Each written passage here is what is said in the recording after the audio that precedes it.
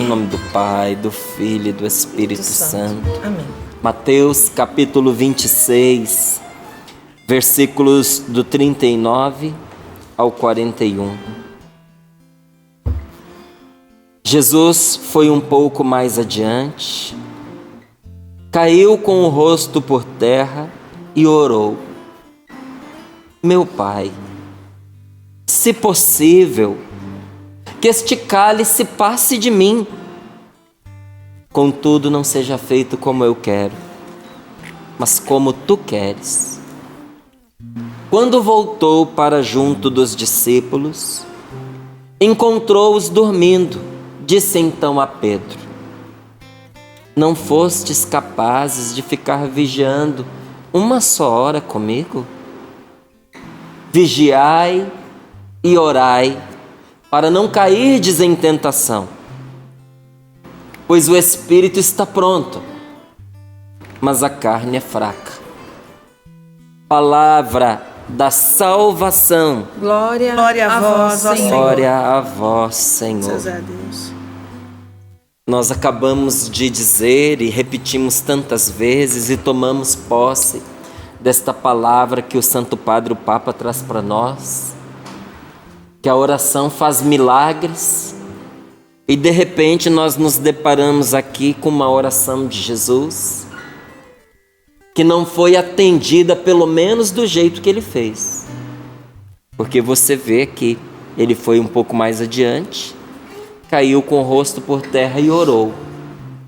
Que palavras ele disse a Deus? Meu Pai, se possível que este cálice passe de mim. Contudo, não seja feito como eu quero, mas como tu queres. Então, Jesus foi atendido na oração, foi nessa segunda parte. Não seja feito como eu quero, mas como tu queres.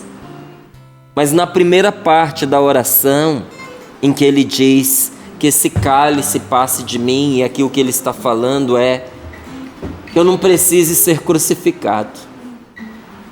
Se as coisas puderem acontecer sem que eu seja crucificado, não é? Que seja dessa maneira, mas contudo, que se faça, Senhor, a sua vontade. Então veja, nem Jesus foi atendido em todas as orações do jeito que ele queria. E aí, como é que a gente fica nesta hora? Como conviver com orações não atendidas? Não é porque a gente convive com orações não atendidas. A partir do momento em que você começa a se dedicar à oração, começa a pedir a Deus uma graça, uma intervenção em sua vida, um favor de Deus para você, um socorro, um benefício, e a coisa não acontece, você não vê o cumprimento daquele seu pedido se realizando na sua vida, você está convivendo com oração não atendida. Jesus nos mostra como fazer isso. Conviver com orações não atendidas significa vigiar. Como conviver com nossas orações que não foram atendidas e ainda confiar em Deus? Porque você rezou, você suplicou, você pediu, você intercedeu e parece que a coisa não anda, né? Não se resolve, não vai para frente nem para trás. Como conviver com estas orações e ainda continuar confiando em Deus? Como aguentar o silêncio de Deus? Como Jesus teve que suportar esse silêncio? Não é? E quando a gente está rezando, está pedindo e as coisas não se resolvem, não é? O sofrimento ele começa com uma pergunta: meu Deus, por quê? Por que comigo? Por que com a minha mãe, né, Paulo? Por que com meu filho? Não é porque nesta hora, justamente neste momento, com tantas horas para isso acontecer, vem acontecer justamente agora. Meu Deus, por quê? A vida vai passando e não se realiza, as coisas vão acontecendo, mas a felicidade parece que não vem. Aquilo que você tanto deseja não se cumpre, então você pergunta: mas Senhor, por que eu? Ou talvez, não é? Por que não eu? As pessoas do meu lado vão se elegendo, vão se promovendo, vão casando, vão tendo filhos, vão fazendo as suas conquistas. E Senhor, por que não eu? Nessa hora, gente, em que parece que as coisas não dão certo para nós, muita gente se resigna. O que é você se resignar? É você viver de certa forma como que castrado. Já que não tem em si mesmo o que fazer, não é? Fazer o quê? E vai deixando o barco correr. Com um quesinho de desespero, não tem mais esperança, aquele conformismo triste. Isso é resignar-se, não é? Nesta hora em que parece que Deus não atende às nossas orações, muita gente entra em resignação, outras pessoas param de orar, não rezam mais, que afinal de contas não adiantou nada, né? Outros endurecem o coração. Na hora em que a pessoa faz a oração e não a vê atendida, é a hora da rebeldia para muita gente. Muitas pessoas abandonam a fé ou se rebelam, não é? Igualzinho a mulher de Jó fez. Se você pegar lá o livro do Jó, que tem na Bíblia, você vai ver a atitude da mulher do Jó. E não vamos julgar a mulher não, viu? Porque ela talvez deu um banho em muitos de nós, se não em todos nós. Porque a gente aponta a bendita da mulher como um modelo de desespero e de falta de fé, só que a gente esquece que ela tinha perdido num só dia os 7 filhos. Quem perde um filho, perde muito, e sabe a dor que é.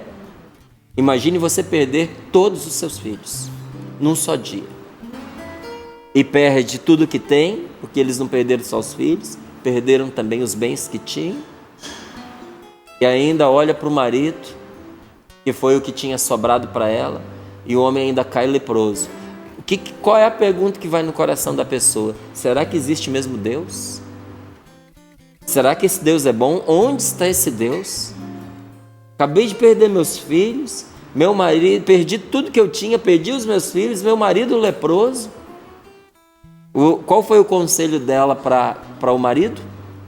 Virou para o Jó, que estava lá rezando, e disse para ele: rezar para quê? Já fizeram essa pergunta para você alguma vez? A você que tem buscado a Deus, a você que tem rezado, a você que tem procurado até mesmo um grupo de oração, tem se unido a um movimento, a uma pastoral, porque você tem descoberto a necessidade de rezar. Desde que você começou a viver esse processo de conversão, já fizeram essa pergunta para você? Rezar para quê? Se parece que tudo continua igual, a mulher vira para Jó e diz: rezar para quê? Amaldiçoa esse Deus e morre. Por que ela manda o marido amaldiçoar a Deus e morrer? Porque ela viu Jó, coitado, todo triste, abatido, sentado sobre as cinzas da própria vida. Porque, leia lá Jó, você vai ver, ele estava sentado sobre a cinza, sentado mesmo sobre as cinzas, com um caco de telha na mão para coçar as feridas da lepra, carregando no coração feridas maiores do que as da lepra. As feridas dos filhos mortos, as feridas dos bens destruídos, a ferida de uma enfermidade que agora o condenava à morte.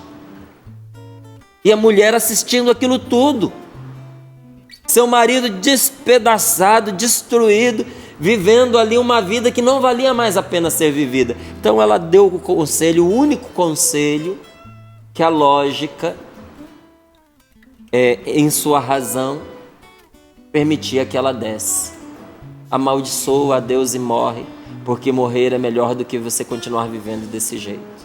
Só que a lógica de Deus não é a nossa lógica. Às vezes, quando tudo parece perdido, gente, ainda não está perdido. Porque Deus tem possibilidades que nós não temos.